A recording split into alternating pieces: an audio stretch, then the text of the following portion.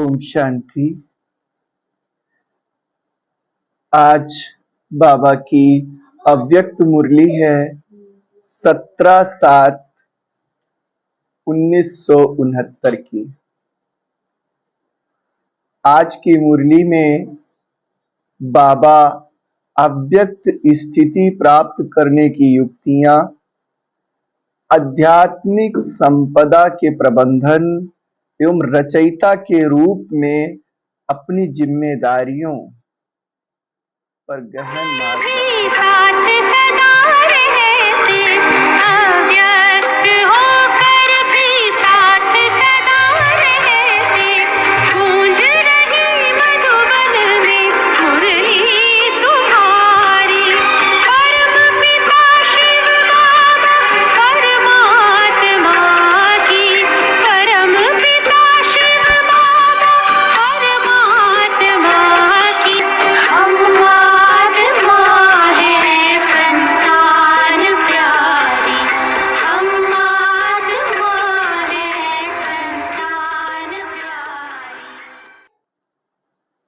हम सब इससे पहले अव्यक्त स्थिति क्या है, व्यक्त स्थिति क्या है, इस पे थोड़ा सा चर्चा किए थे बाबा की मुरली के आधार पे।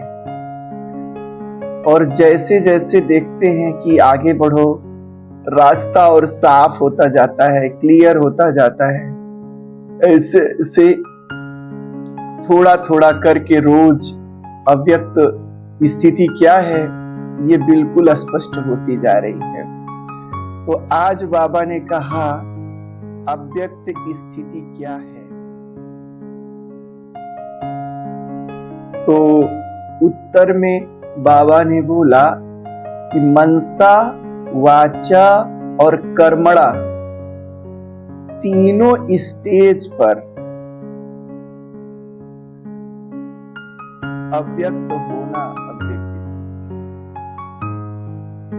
मन का मौन हो, मन में व्यर्थ विचार न चले, व्यर्थ भावनाएं न चलें, व्यर्थ यादें ना आवे, तो समझो मन आपका अव्यक्त है। वाणी, मुख से बोलो ना तो वाचा से क्या हो गए, अव्यक्त हो गए। कर्मणा, अब कर्मणा में कहे कर्म करो ना तो अव्यक्त हो गए। कैसे व्यक्त होती है आत्मा? हम कुछ काम धाम करते हैं तो व्यक्त होते हैं, बोलते हैं तो आत्मा व्यक्त होती है, और जब हम सोचते हैं, भावनाएं करते हैं, विचार आते हैं, उद्वेग आते हैं, तो बाहर वाले भले ना जान पाए लेकिन स्वयं अपने अंदर व्यक्त हो जाते हैं। ये सारी बातें रुक जाएं तो हम अव्यक्त कहलाते हैं।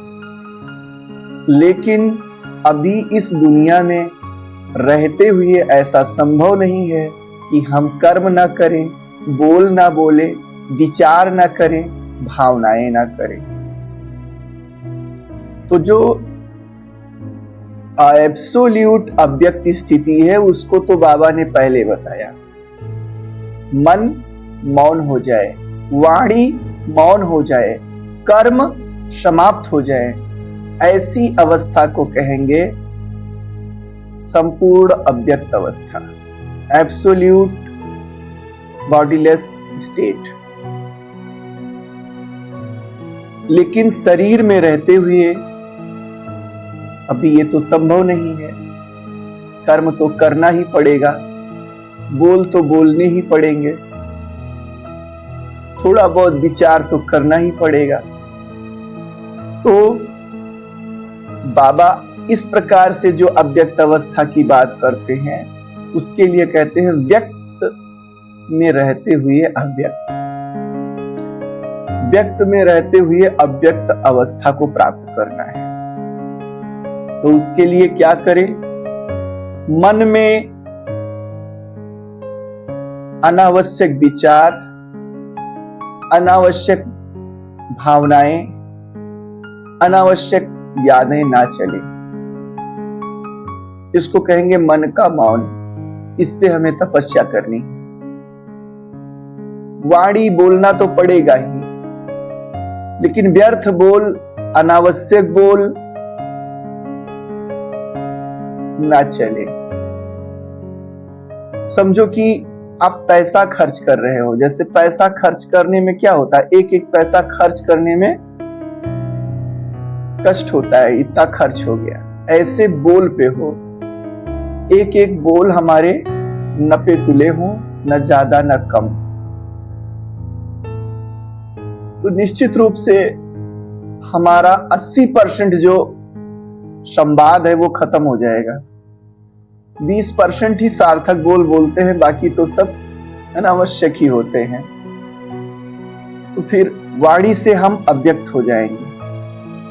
कर्म, हमारे कर्म ऐसे हों, उसमें से देखें क्या क्या अनावश्यक है, कौन कौन से कर्म हम अनावश्यक करते हैं जो जरूरी नहीं है, कौन कौन से दौड़ भाग हम अनावश्यक करते हैं, उनको तो नहीं समाप्त कर सकते, जब तक देह में है कुछ ना कुछ करना पड़ेगा। लेकिन अगर हम अनावश्यक कर्म और व्यर्थ कर्मों को हटा दें तो 80% कर्म हमारे खत्म हो जाएंगे। 20% केवल कर्म रह जाएगा, 20% वाचा रह जाएगी और 20% मनसा रह जाएगी। बाकी सब मौन मौन मौन हो जाएंगे। और तब जो अवस्था बनेगी उसको कहेंगे व्यक्त में रहते हुए अव्यक्त स्थिति। तो इन तीनों स्टेजों पे हमें अपनी अवस्था को अव्यक्त बनाना है। और इसका परिणाम क्या होगा, जैसे जैसे व्यवस्था अव्यक्त होती जाएगी आपकी, बाबा कहते हैं आप अंतर्यामी होते जाएंगे। आप लोगों के मन की बातों को समझने लगेंगे। वो मुख से भले ना बोले, क्योंकि ब्रह्मा बाबा की यही अंतिम अवस्था थी, तो मुख से ना बोले, लेकिन आप उनके मन के भावों को समझने में समर्थ हो जाए। तो ये अवस्था हम सबको बनानी है। ये अव्यक्त स्थिति का अंतिम स्टेज है, संपूर्ण स्टेज है। जब संपूर्ण स्टेज पे पहुंचेंगे तो अंतर्यामी हो जाएंगे, यानी अंतर मन की बातों को समझने के हम योग्य हो जाएंगे। बाबा यहां कहते हैं, बच्चों से भी पूछते हैं कि एक अक्षर है, उस अक्षर को हम सबने सुना भी है कई बार, लेकिन जितनी बार सुनो उतने बार कुछ अलग ही अर्थ आता है। आज इस अक्षर को बाबा ने बहुत अच्छे से एक्सप्लेन किया है कि वो एक अक्षर कौन सा है जिसे याद रखो तो अव्यक्त स्थिति सहजता से बन जाएगी। तो उत्तर में बाबा कहते हैं मेहमान। बच्चे अपने आप को इस दुनिया में मेहमान समझो। अगर मेहमान समझोगे तो सारे लगाव खत्म हो जाएंगे। तो ये तो बाबा कहता था, लेकिन इसमें दो बातें और कही है। वो ये है कि इस दुनिया में अपने को मेहमान समझते हैं। तो जब दुनिया में ही मेहमान है तो मेहमान है तो लगाव क्या हो जाएगा, दुनिया से खत्म हो जाएगा। एक जो बात कही वो सबसे बड़ी बात शायद पहली बार हम सुन रहे हैं कि अपने को इस शरीर में मेहमान समझो, तो देह का लगाव खत्म हो जाएगा। दुनिया के लगाव से भी बड़ा लगाव है देह का लगाव, क्योंकि मैं आत्मा हूं ये तो परिचय हमें जब 20 साल के हुए, 28 साल का हमारा शरीर हुआ तब मिला। बचपन से हमारा परिचय देह के आधार पे था। हम स्वयं को भी देह ही समझते थे और ये शुरू से लेकर अंत तक मेरे साथ है। ये बड़ा टफ है कि इसको हम भूल सके। तो बाबा ने इसके लिए बोला कि बच्चे अपने आप को इसमें भी, इस देह में भी मेहमान समझो। अब इस बात को हम सबको अपने जीवन में लागू करना है। फिर उसका असर क्या होता है ये देखना है। क्या असर होता है जीवन पे, जीवन के जीने में क्या असर होता है। तो इस दुनिया में हम सब मेहमान हैं और इस देह में भी मेहमान हैं, टेम्परेरी है हम इस देह में, फिर इस शरीर को छोड़कर दूसरा देह लेंगे। ऐसे समझोगे तो अव्यक्त स्थिति सहज ही बन जाएगी, सारे लगाव समाप्त हो जाएंगे। बाबा ने कहा इस दुनिया में जितना जितना अपने को मेहमान समझोगे, भविष्य की दुनिया में उतना ही उतना आप मालिक बनोगे।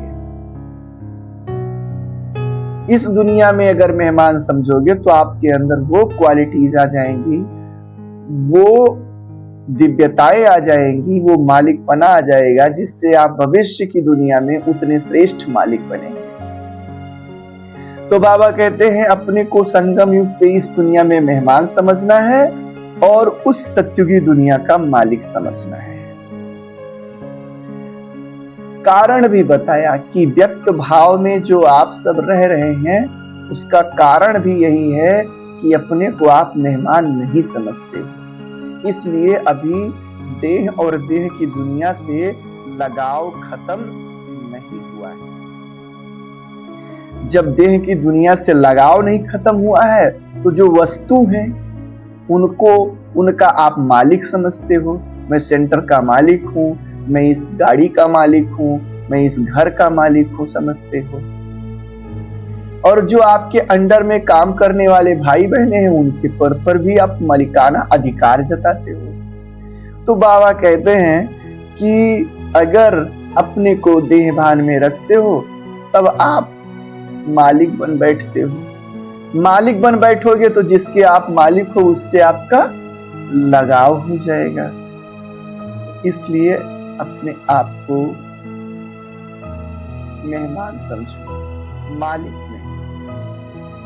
से आप चेक कर सकते हो। फिर बाबा ने कहा आध्यात्मिक संपत्ति का प्रबंधन कैसे करना है, उसका रख रखाव कैसे करना है। बाबा ने कहा अपने बैंक बैलेंस को चेक किए हो, आपके जो बैंक बैलेंस है,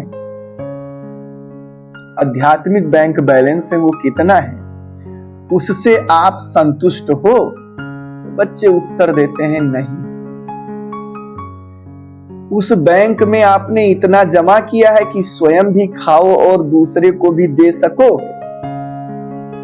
ऐसे तो कौन कौन से खाते हैं बाबा ने गिनाया नहीं, लेकिन हमने चिंतन किया ज्ञान रत्नों का खाता कितना भरा है आपने। जितना आप यहां समझदार होंगे उतना वहां ऊंचे पद प्राप्त करेंगे। समझदारी से अपने राज्य को चलाएंगे, अपने प्रजा का सेवा करेंगे। तो ज्ञान रत्नों का खाता कितना जमा किए, आप संतुष्ट हैं ज्ञान रत्नों से? आपके पास इतना है कि आप दूसरों को भी दान कर सकते हो उनका? इस पे क्वेश्चन है, इसको सोचना है। फिर शक्ति का खाता कितना जमा किए? शक्ति किससे आती है? योग से।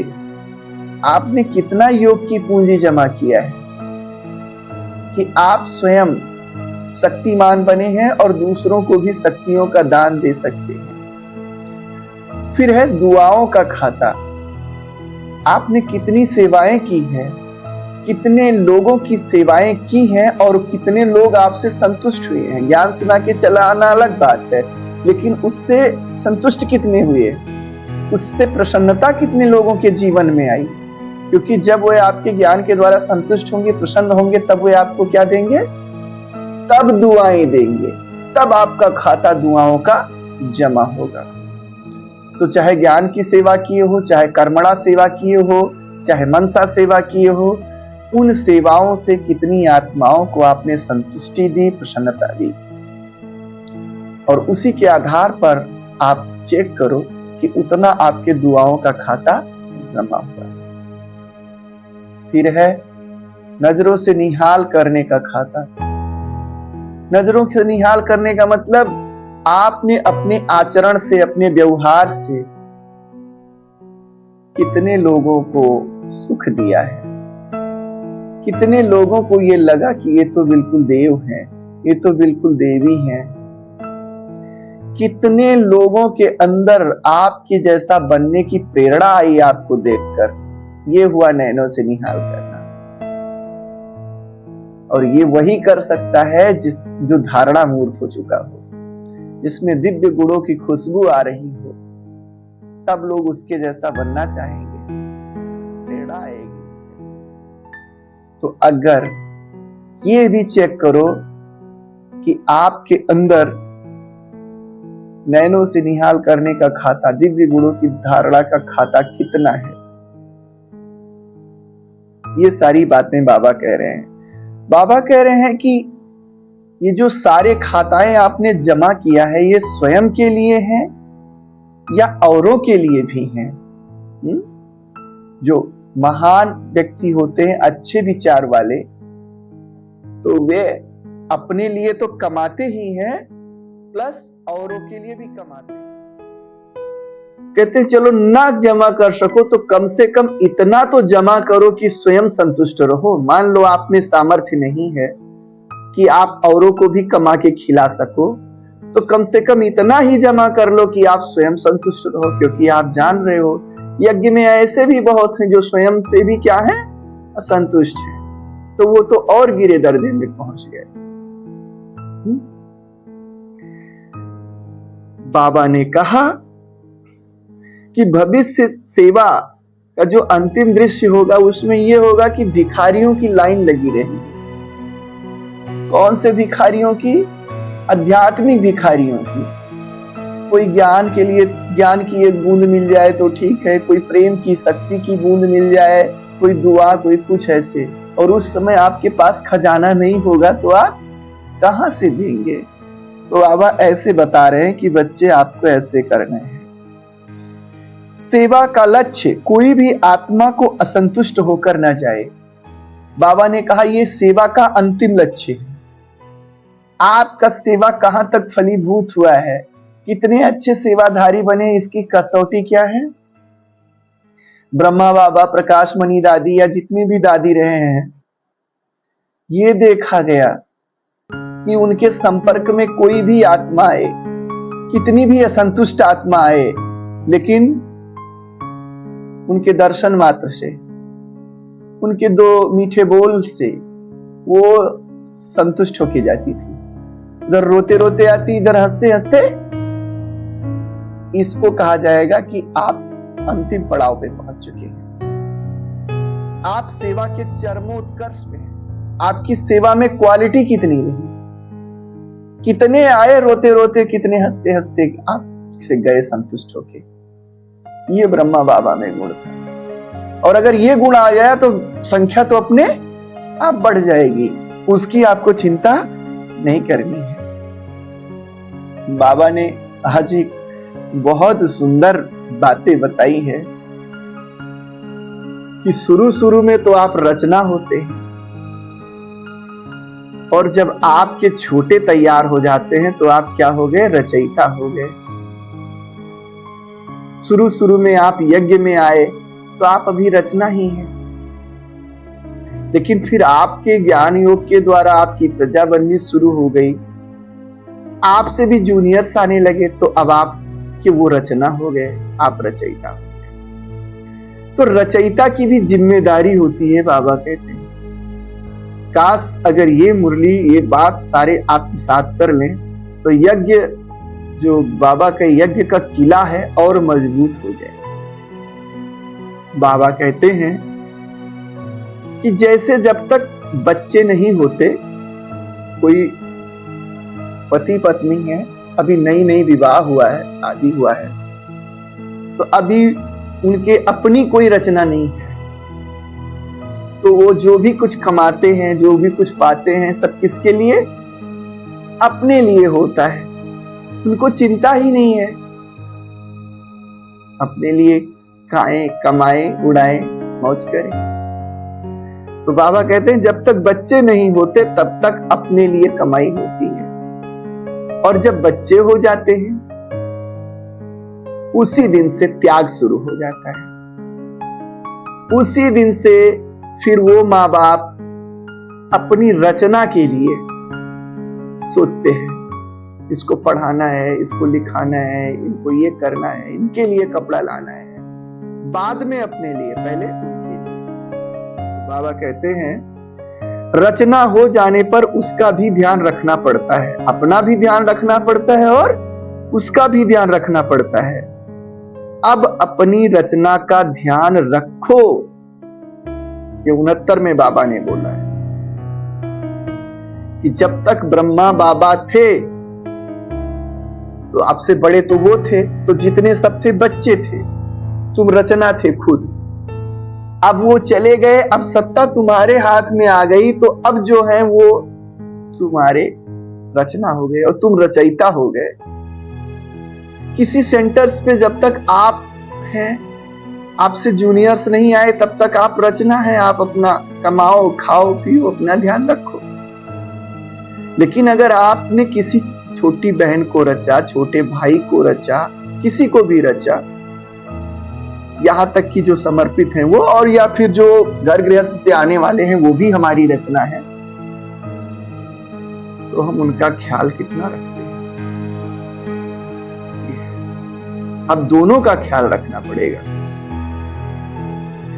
और तब यहां पर वे आपको माता, पिता, बंधु, सखा के रूप में दिल से स्वीकार करेंगे।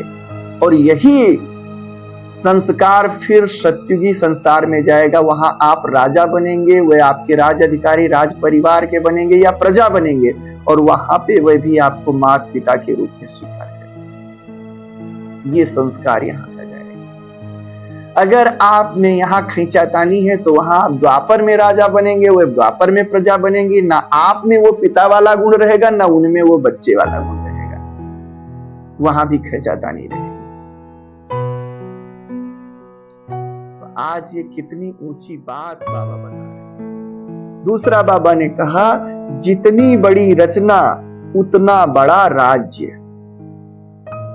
जितनी बड़ी आपकी रचना होगी, जितनी संख्या में रचना होंगे, उतना बड़ा आपका सतयुग में राज्य होगा।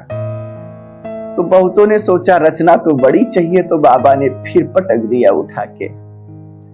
बाबा ने कहा बच्चे बड़ा राज्य के चक्कर में लोभी हो, हाँ बड़ी रचना तो चाह रहे हो, लेकिन जब रचना बड़ी होती है तो जिम्मेदारी भी बढ़ जाती है। सोचो संगम युग पर उतनी बड़ी जिम्मेदारी उठा सकोगे? किसी सेंटर्स के अधीन 10 भाई बहने हैं या किसी माँ बाप के 10 बच्चे हैं, तो रचना तो बड़ी हो गई, तो उनको 10 कमीज लाना पड़ेगा, 10 सेट कपड़ा खरीदना पड़ेगा, 10 जूता खरीदना पड़ेगा। ऐसे आपको 10 भाई बहनों की पालना करनी पड़ेगी। 2 रचना है तो 2 की करनी पड़ेगी। तो जिम्मेदारी उठाने का सामर्थ्य है। तो बाबा ने कहा यदि इच्छा बड़ी रचना की है तो याद रखना बड़ी रचना के साथ बड़ी जिम्मेदारी भी जुड़ी होती है। तो आज की मुरली से हम सबको ये लगा कि जैसे दुनिया में लोग कुमार कुमारी होते हैं, फिर विवाहित हो जाते हैं, फिर वृद्ध हो जाते हैं, उनके स्टेज बदलते रहते हैं। तो उनके स्टेज बदलते रहते हैं तो उनका जीवन एक जैसा नहीं होता और उसी में जीवन कट जाता है। यहाँ जो लोग समझते हैं, कहते हैं कि आप लोगों का जीवन कैसे कटता है, तो अभी ये पता चला